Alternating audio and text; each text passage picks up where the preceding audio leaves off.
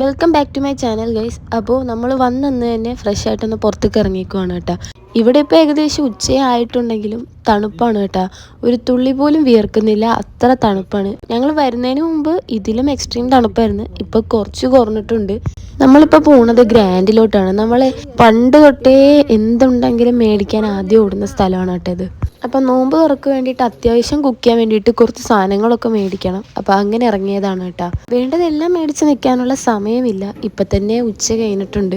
ഇനി ഇത് ചെന്ന് കുക്ക് ചെയ്യേണ്ടതുകൊണ്ട് തന്നെ ഒരുപാട് സാധനങ്ങൾ മേടിക്കുന്നില്ല.